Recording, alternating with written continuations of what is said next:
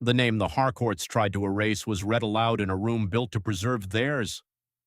Attorney Miriam Sloan stood at the head of the long walnut table inside Harcourt House, holding a yellowed adoption decree between both hands.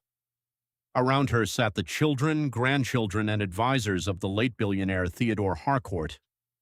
At the far end of the room, a black man named Adrian Cole remained standing beside the closed doors. No chair had been prepared for him. 30 minutes earlier, Theodore's eldest son had asked security to remove him. Now no one in the room dared move.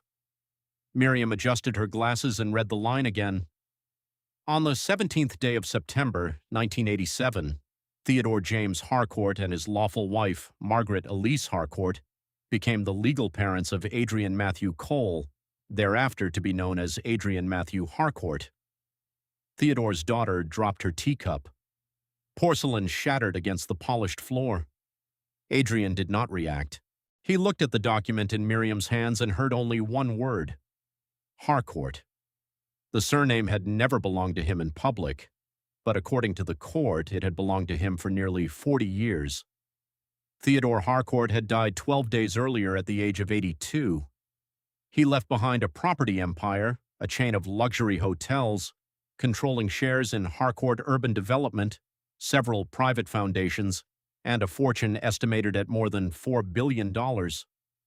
He also left behind 3 acknowledged children: Graham Harcourt, the eldest son and acting company chairman; Juliet Harcourt Voss, president of the family foundation; and Everett Harcourt, the youngest, known more for his divorces and gambling debts than for any official role.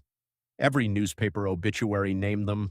Every television report showed their photographs. Adrian Cole appeared nowhere. He had not expected to. For most of his life, Theodore Harcourt had introduced Adrian as the son of a former employee. That description was not entirely false. Adrian's biological mother, Lorraine Cole, worked as a night nurse for Theodore's first wife, Margaret, during the final years of her illness. Adrian grew up in a small apartment above a pharmacy on Barron Street. Lorraine worked nights, slept during school hours, and raised him with the careful discipline of someone who could not afford mistakes. She never married. She rarely spoke about Adrian's father. Whenever he asked, she gave the same answer: he was not ready to become the man you needed. Adrian assumed that meant abandonment. He never imagined legal papers connected him to one of the richest families in the country. Lorraine died when Adrian was 23. Among her belongings, he found several letters from Margaret Harcourt. They were affectionate but vague. Margaret thanked Lorraine for her loyalty, asked about Adrian's schooling, and repeatedly wrote that Theodore must eventually honor what was agreed. Adrian did not understand. He placed the letters in a box and continued with his life. He studied architecture at a state university, financed through scholarships and night work. After graduation, he specialized in restoring neglected public buildings in poorer neighborhoods. Ironically, several of those buildings had been abandoned by Harcourt Urban Development. Adrian first met Theodore as an adult during a dispute over the Bellamy Market Hall. Harcourt Development planned to demolish the historic structure and replace it with luxury apartments. Adrian represented a community preservation group trying to save it. Theodore attended the final planning meeting personally. He sat across from Adrian for nearly 2 hours. Throughout the argument, the billionaire kept staring at him, not angrily, almost painfully. After the meeting, Theodore approached. "You are Lorraine Cole's son." Adrian stiffened. "You knew my mother?" "Yes." "How?" "She worked for my wife." "That is not how you looked at me." Theodore did not answer directly. He asked whether Adrian would meet him privately. Adrian refused. The market hall was eventually preserved after public pressure forced Harcourt Development to revise its plans. 6 months later, Theodore sent Adrian a letter. It contained no explanation, only a request. "There are matters concerning your mother that should have been discussed years ago. I lack the right to demand your attention, but I am asking for it." Adrian agreed to one meeting. They met at Harcourt House. The mansion stood on 30 acres above the city, surrounded by stone walls and formal gardens. Portraits of Harcourt ancestors filled the entrance hall. Their pale faces looked down from gilded frames as though ownership itself had been inherited through blood. Theodore received Adrian in the library. He spoke about Lorraine. He said she was intelligent, loyal, and stronger than anyone in his family understood. He admitted helping pay for Adrian's education through an anonymous scholarship fund. Adrian's anger rose immediately. "You watched my life from a distance? I tried to help without disrupting it." "You mean without admitting you were involved?" Theodore looked down. "Yes." "Why?" "Because I was a coward." Adrian waited for more. Theodore never gave it. He did not say he was Adrian's father. He did not mention adoption. Instead, he offered Adrian a position overseeing the company's preservation projects. Adrian refused. Over the next 15 years, Theodore continued contacting him. Sometimes they met. Sometimes Adrian ignored the letters. Their relationship never became simple enough to call friendship and never honest enough to call family. Theodore asked about Adrian's work. Adrian challenged the company's demolition practices. Theodore funded several community restoration programs without attaching the Harcourt name. Adrian suspected guilt but did not know its shape. Then Theodore became ill. During his final year, he asked Adrian to visit more often. His 3 public children disliked it. Graham believed Adrian was using their father's age to gain influence. Juliet called him an activist with a personal grievance against the company. Everett once referred to him as the nurse's ambitious son. Adrian endured the insults because Theodore appeared to be preparing to tell him something. He never did. The billionaire died after a second stroke. 3 days later, Adrian received a formal notice from Miriam Sloan, Theodore's personal attorney. He was instructed to attend the principal reading of the will at Harcourt House. The invitation included no explanation. Adrian arrived shortly before 10 on a gray Monday morning. A black ribbon had been tied around the mansion's brass door knocker. Luxury vehicles lined the driveway. News crews waited beyond the gates, hoping for images of the heirs entering. Adrian wore a dark suit and carried the old box containing Lorraine's letters. Security stopped him in the entrance hall. Graham Harcourt emerged from the drawing room. At 58, Graham had inherited his father's height, heavy brow, and habit of making requests sound like orders. He wore a black suit, silver tie, and the expression of a man already practicing ownership. "What are you doing here?" "I was invited." "By whom?" "Miriam Sloan." Graham looked at the envelope. "This is the family reading." "I know what it says." Juliet entered behind her brother. She was 54, elegant, composed, and known publicly for speeches about social equality. She looked at Adrian with none of the warmth she used before cameras. "Father left gifts to dozens of organizations," she said. "There will be a separate announcement for outside beneficiaries." "Miriam asked me to attend this room." "The instructions were probably sent by an assistant who misunderstood your relationship." "What relationship is that?" Juliet hesitated. "You were someone Father advised." "He asked me to come."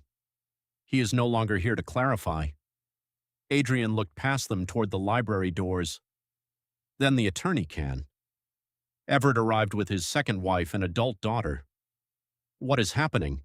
Graham answered without turning. "Cole believes he belongs at the table." Everett laughed. "I knew Father's guilt projects would eventually become expensive." Adrian faced him. "What guilt?"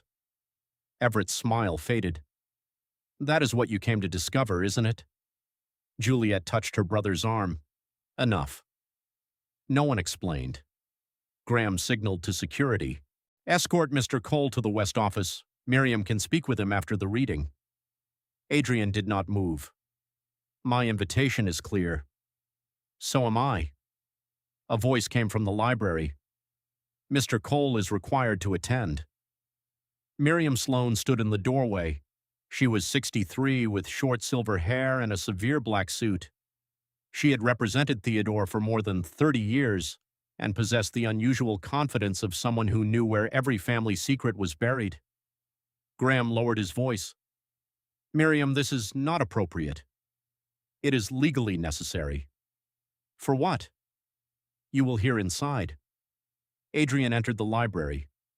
The long table had 12 chairs. All were occupied or marked with name cards. None carried his name. Miriam instructed an assistant to bring another. Graham stopped her. He can stand until we establish why he is here. Miriam looked at Adrian. He had spent his career attending meetings where people expected him to prove his right to speak before examining his work. Standing did not frighten him. Begin, he said. Miriam took her seat.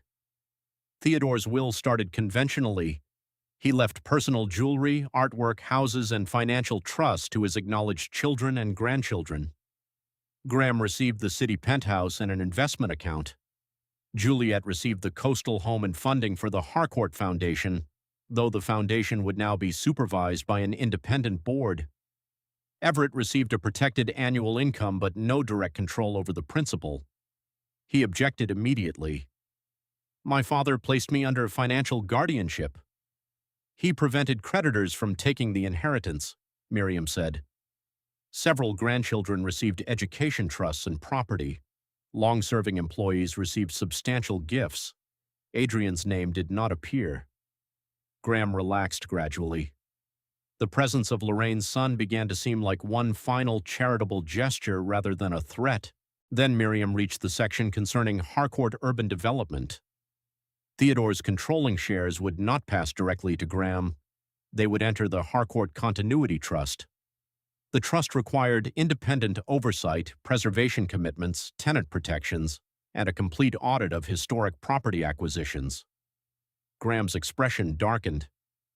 As acting chairman, I should control the voting interest. The trust determines control, Miriam replied. Who is the trustee? There are 3 professional trustees. Who holds appointment authority? Miriam did not answer immediately. She opened another envelope. This authority depends upon a matter the family has concealed for many years. Juliet became still. Graham looked at her.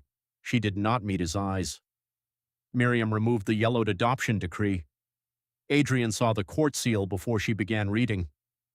The document declared that Theodore and Margaret Harcourt had legally adopted Adrian when he was an infant. Not planned to adopt, not considered it, completed it. The decree carried the judge's signature, the signatures of Theodore and Margaret, and Lorraine Cole's written consent. Adrian's legal name had become Adrian Matthew Harcourt.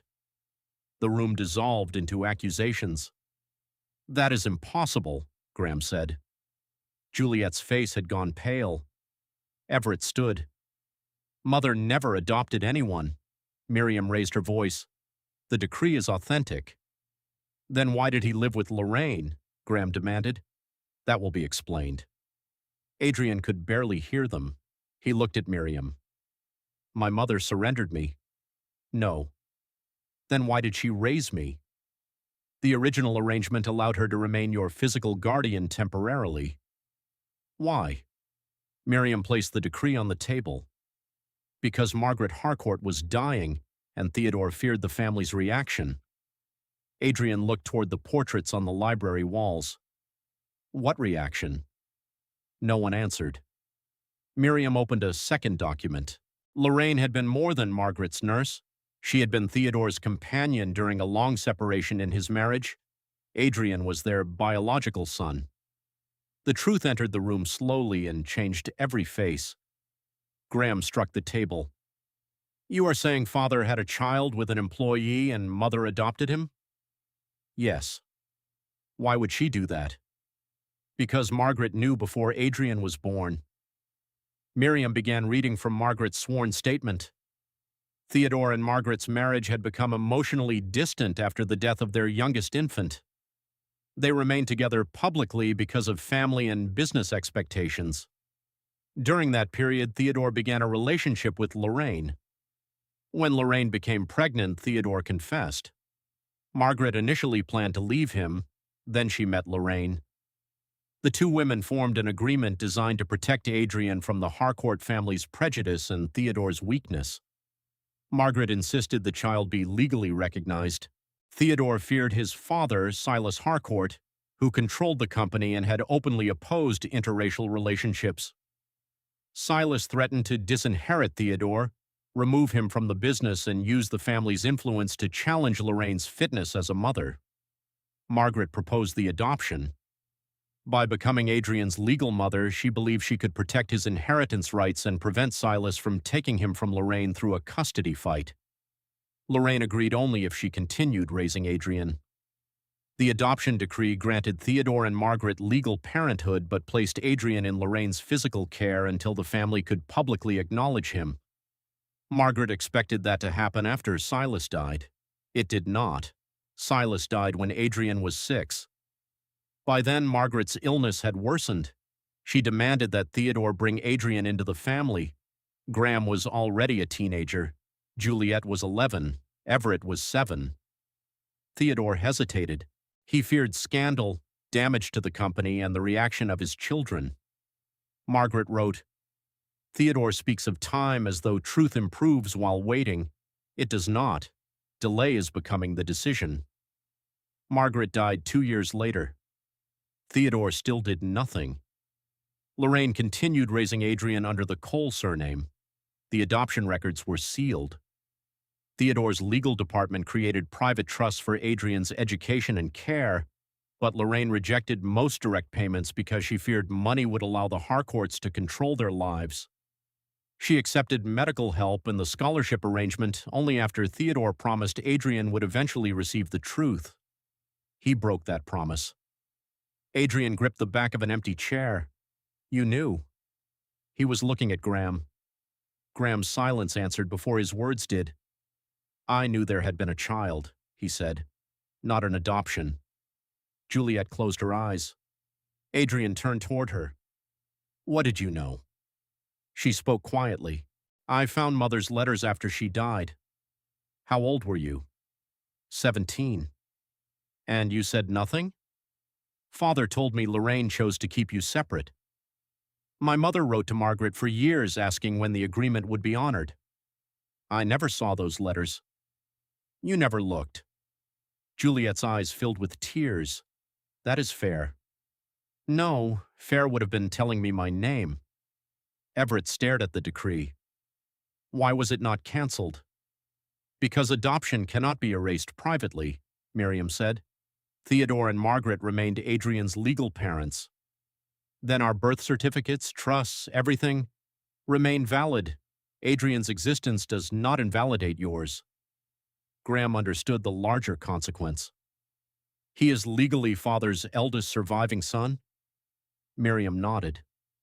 Adrian was older than Graham by 11 months. The dates revealed another humiliation for the family. Theodore's relationship with Lorraine had begun during a separation, before his reconciliation with Margaret, and shortly before Graham's birth. Graham's entire identity as the firstborn Harcourt heir was false. He looked at Adrian with hatred sharpened by fear. "Why reveal this now?" "Because Theodore's will requires it." Miriam opened the final section.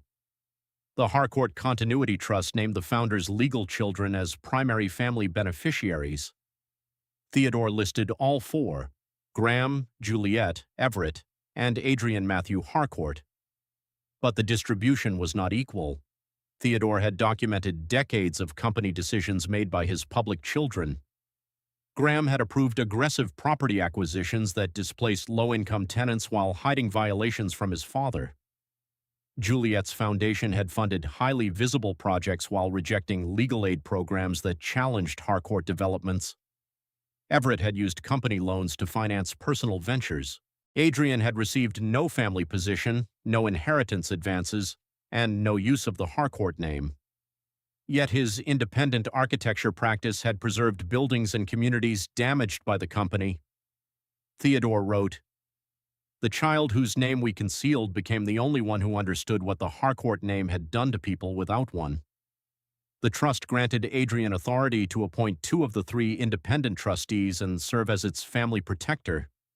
He would not control the entire fortune personally, but no major sale, redevelopment, or removal of tenant protections could occur without his approval. Graham stood. "This is revenge." Miriam continued reading.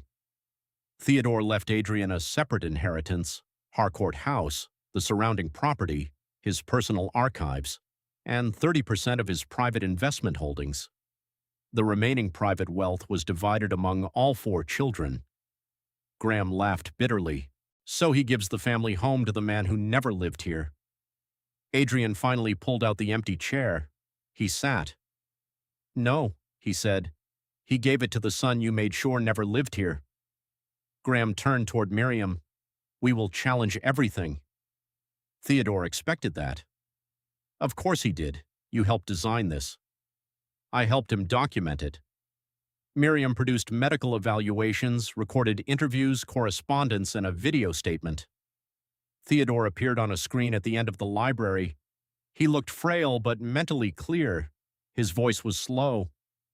If you are watching this, then I failed to speak before death made honesty less courageous. Adrian looked at the screen. Theodore continued. Adrian, Lorraine did not abandon your claim to this family. I abandoned the duty to honor it. Margaret fought harder for your name than I did. Your mother protected you from people whose approval I wanted more than I deserved. Graham looked away. Theodore addressed his other children. You may believe Adrian's existence takes something from you. That belief is the final evidence of what this family taught you. His name was removed so yours would remain uncomplicated. His childhood was made smaller so your inheritance would appear clean. Juliet began crying silently. Everett poured himself a drink. Theodore continued. I kept the adoption sealed after my father died because secrecy had become convenient. Then every year made confession more difficult. I watched Adrian become a man from a distance and called my financial support responsibility. It was not. Money sent anonymously is not fatherhood. Adrian's expression did not change, but his hands had begun trembling. Theodore's final words were directed to him. I cannot ask you to carry my surname. I can only return your right to decide whether it belongs to you. The screen went dark. The family remained in the library for several minutes. Then Graham walked toward Adrian. You knew he was your father. I suspected something. You built a relationship with him. He avoided naming it. You challenged the company publicly while meeting him privately. I challenged the company before I knew him. You positioned yourself. Adrian stood. For what? A house I was not allowed to enter as a son. You accepted invitations. I accepted explanations he never finished. You expect us to believe you did not know about the will? I did not know I had been adopted. Graham looked toward the box of letters Adrian had brought. What is inside? Letters from Margaret to my mother. Juliet stepped forward. May I see them? No. The answer was immediate. She stopped. Adrian lifted the box. This family had decades to read what those women wrote.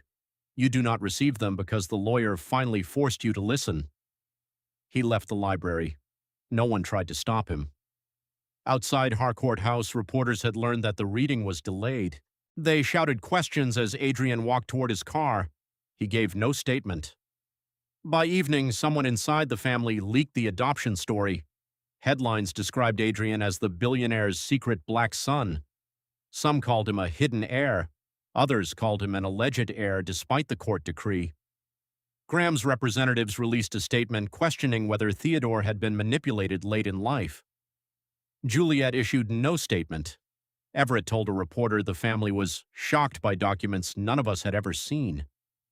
That claim lasted less than a day. Miriam provided the probate court with evidence showing Theodore's public children had known parts of the truth for years. Graham had found a sealed file 26 years earlier while reviewing family trusts. Inside was a memorandum referencing the adopted minor, Adrian M. Harcourt. He asked Theodore about it. Theodore told him the adoption had been abandoned. Graham accepted the explanation without verifying whether the decree had been reversed. More damaging was a letter Graham later sent to the family attorney. Ensure the coal matter cannot create a claim against voting shares. The existence of a sealed decree must not interfere with succession. Graham had known enough to protect himself.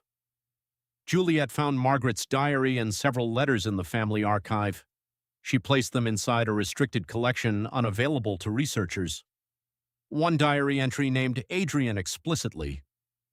"My son Adrian sleeps in Lorraine's apartment while Theodore sleeps in this house, pretending distance is prudence."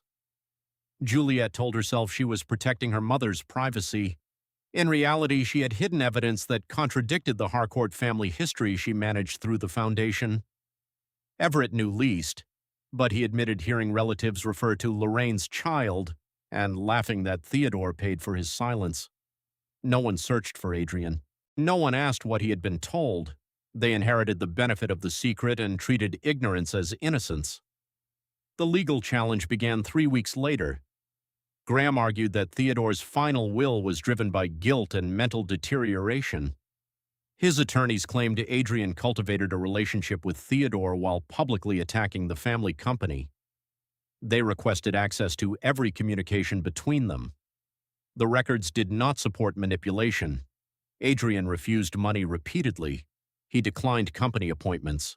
He criticized redevelopment proposals even when Theodore personally defended them.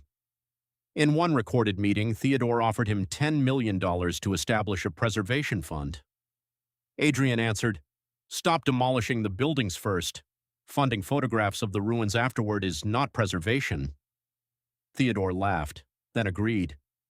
Medical experts confirmed he possessed full capacity when signing the will. The adoption decree presented an even larger obstacle to Graham's case. It had been issued decades earlier when Theodore was young and healthy. It was not the product of Adrian's adult influence. The family attempted to argue that Lorraine had effectively reversed the adoption by raising Adrian under her surname.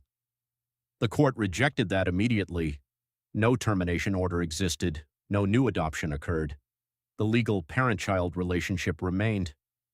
Then a retired court clerk came forward. Her name was Evelyn Marsh. She remembered the case because Margaret Harcourt attended the final hearing without Theodore's family. Margaret held infant Adrian throughout the proceeding. Lorraine sat beside her. Theodore arrived late. After the judge signed the decree, Margaret made him say the child's new legal name aloud. "Adrian Matthew Harcourt," he said. Evelyn remembered Margaret answering, "Then do not ever make him beg to hear it again." The courtroom became silent when she testified. Theodore had broken that promise before leaving the building. Additional papers were found in a sealed bank box belonging to Margaret. They included a trust agreement created for Adrian. Margaret had transferred shares in Harcourt Urban Development into the trust, so Adrian would possess an ownership interest equal to the other children. After Margaret's death, Theodore became temporary trustee. Years later, the trust disappeared during a corporate restructuring. The shares were moved into a larger family holding company controlled by Graham's future trust. The transfer authorization carried Lorraine's signature. Adrian recognized it as false. Lorraine signed her name with a sharp upward stroke beneath the final E. The transfer showed a rounded loop. A handwriting expert confirmed forgery. The signature had been copied from a medical consent form. The family had not only hidden Adrian's adoption, someone had removed the inheritance Margaret created for him.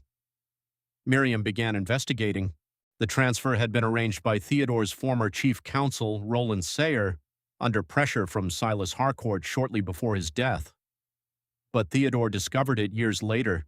He did not restore the shares. Again, he chose delay. The final will was partly designed to correct that theft. Graham argued he had not known the shares originated from Adrian's trust. Company records contradicted him. During a succession review, advisors warned that the sealed adoption decree could allow Adrian to claim rights under Margaret's trust. Graham wrote in the margin, "Do not reopen." Father has resolved the issue privately. There was no private resolution, only silence. The court upheld Theodore's will and recognized Adrian as his legal son. It also ordered a separate accounting of the stolen trust shares. Financial experts reconstructed nearly 4 decades of dividends, splits, mergers, and reinvestments. The value was enormous. A settlement restored Adrian's ownership through the Harcourt Continuity Trust. and created a fund compensating tenants displaced by company projects that violated earlier agreements. Graham was removed as acting chairman after the audit revealed concealed liabilities, unlawful evictions, and personal use of corporate assets. He remained wealthy. He lost control. Juliet resigned from the family foundation. Unlike Graham, she did not contest the evidence after the first hearings. She requested a private meeting with Adrian. He refused twice. On the third request, she sent him Margaret's diary without conditions. Adrian read it alone inside the apartment where Lorraine had raised him. Margaret's entries described visiting quietly when he was an infant. She brought clothes and books, but never allowed Theodore to photograph the meetings because she feared the pictures would be hidden like everything else. One entry described Lorraine placing Adrian in her arms. He smiled at me without knowing I had signed a paper calling myself his mother. Lorraine watched me carefully. She understands that love written by a court does not outrank the love that wakes at night when a child cries. We are not competing for him. We are competing with Theodore's fear. Adrian closed the diary. For the first time, he understood that Margaret had not tried to replace Lorraine.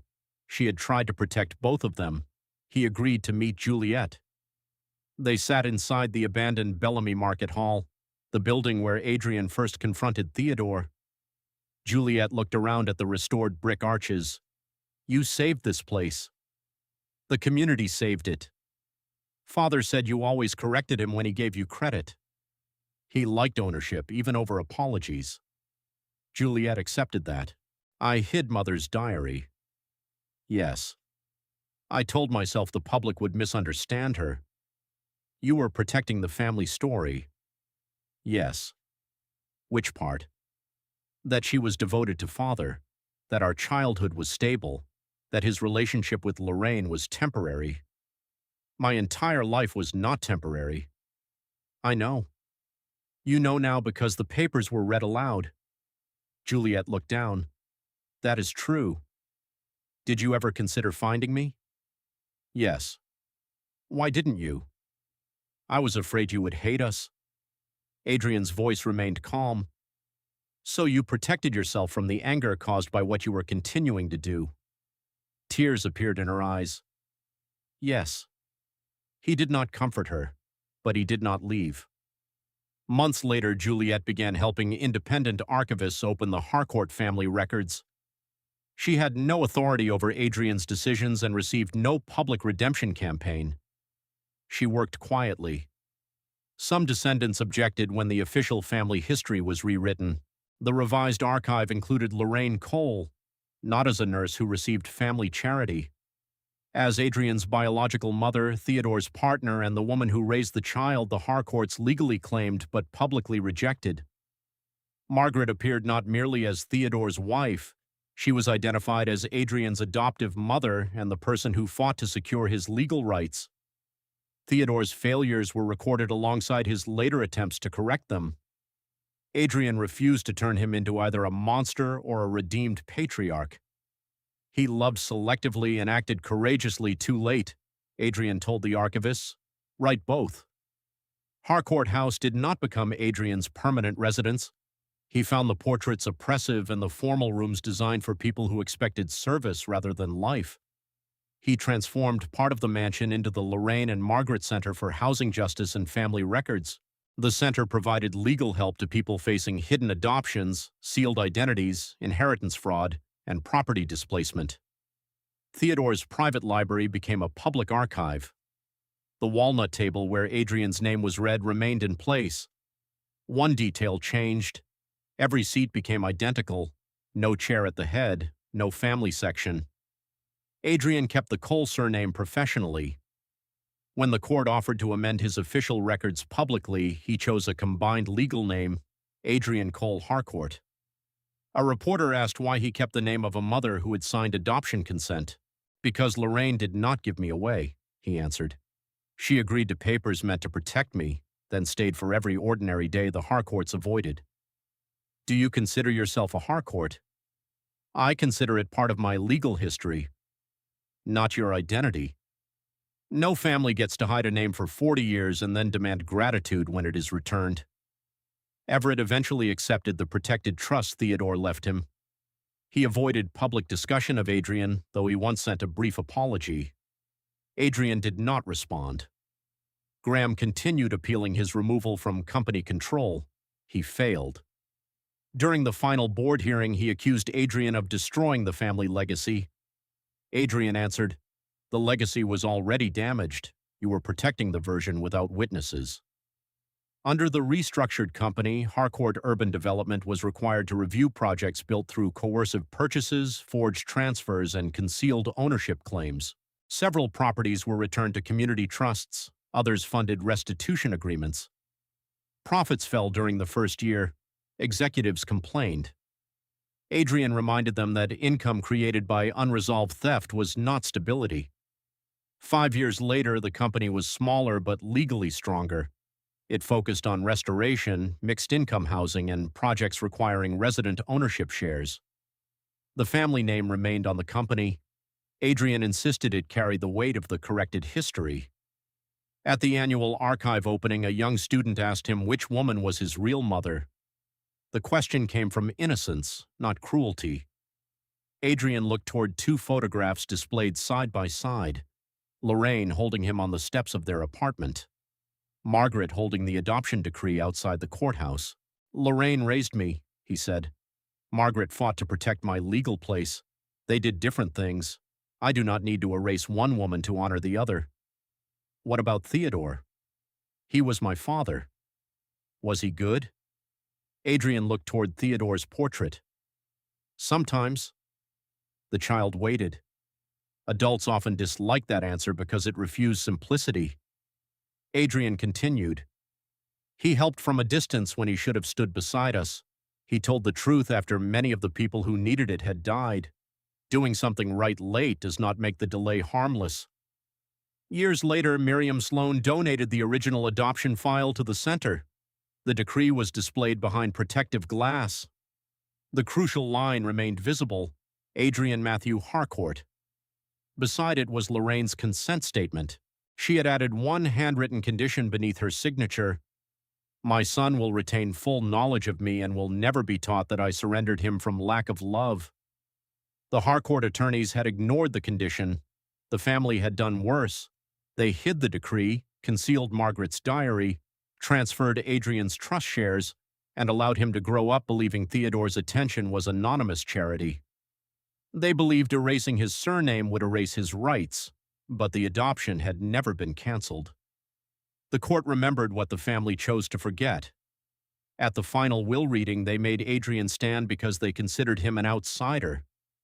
Then the lawyer read the name they had buried beneath sealed files and inherited silence: Adrian Matthew Harcourt. Not a stranger, not a charity case, not the ambitious son of an employee, the billionaire's legally adopted firstborn son. The papers did not suddenly make him part of the family. They proved the family had spent 40 years pretending he was not.